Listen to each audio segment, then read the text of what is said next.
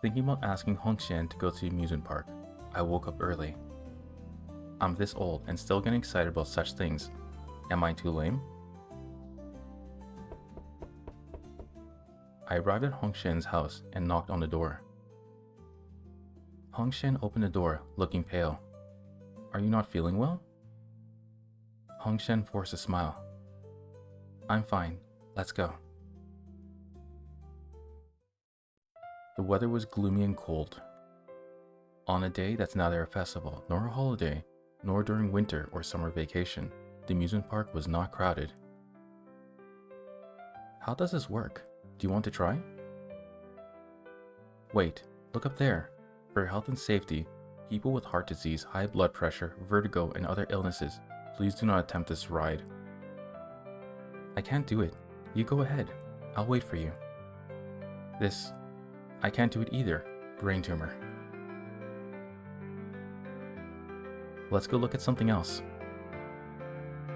Okay. Pirate ship.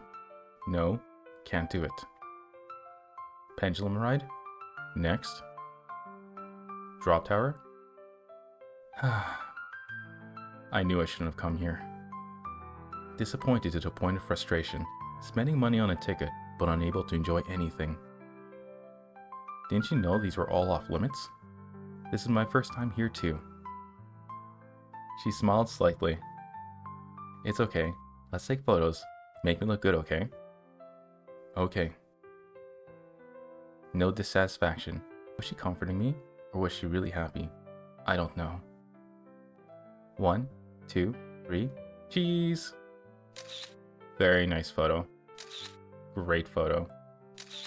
Amazing photo. Fantastical photo. Amazingly amazing photo.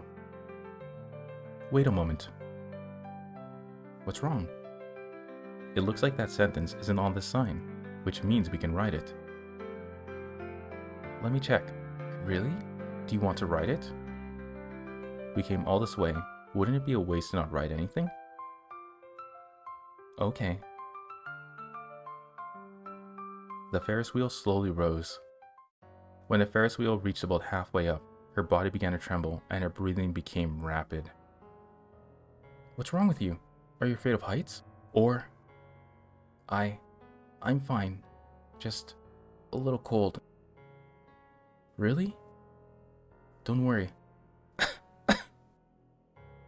She covered her mouth with her hand, coughing harder and harder. Then I clearly saw her, coughing up a mouthful of blood.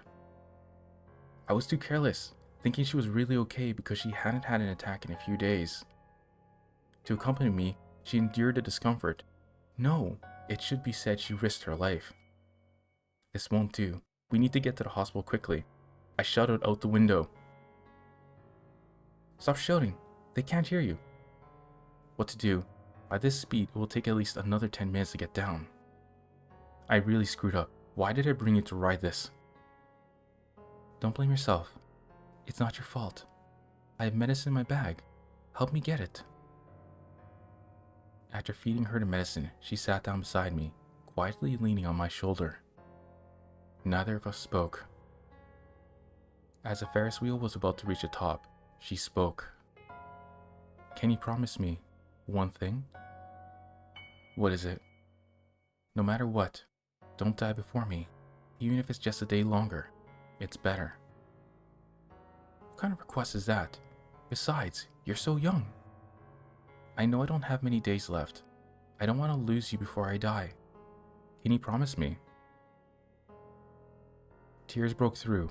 I turned my face to the window, not wanting to see her. Heart failure. Is death really inevitable? I swear, I must save her no matter what.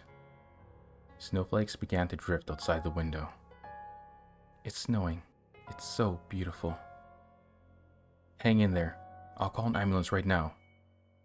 Don't. When we get down, just call a taxi. It's okay.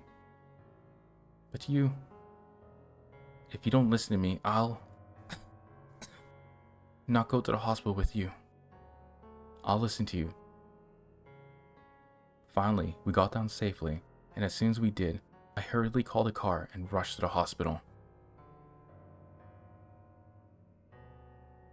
Upon arriving at the hospital, we immediately registered for emergency treatment, not daring to delay for a moment. I learned from the doctor that winter is a high incidence season for heart failure. During the infusion, I ran to consult the doctor. Doctor, I'd like to inquire, is there nothing we can do but wait for death in the late stages of heart failure? With the current level of medical technology, the only treatment option is a heart transplant, and that also depends on the degree of failure of other organs. Can't we just transplant a heart for her then? You're joking. Heart transplantation isn't like changing a battery. You can't just take one out and replace it. Even changing a battery requires the same model, and heart transplantation also requires matching. Only with a successful matching can a transplant be performed. Is matching really that difficult? The difficulty is not just in the matching. First, matching must be done among people who are willing to donate organs. Even if someone without the willingness to donate matches successfully, it's meaningless. Secondly, not all organs from willing donors can be used. For example, a heart from a heart disease patient cannot be transplanted to someone else, and cancer patients can only donate their corneas. Lastly, to receive an organ transplant, one must sign an organ transplant application, which means that even if there is a suitable donor, you still have to enter a lottery. In our country, there are 1.5 million patients waiting for organ transplants each year, but only about 10,000 can actually receive transplants, with a probability of less than 0.7%. Moreover, as far as I know, she has not only never signed an organ transplant application, but it seems she has also signed an organ donation agreement. What? My head buzzed. I didn't expect that she had already made arrangements for her affairs,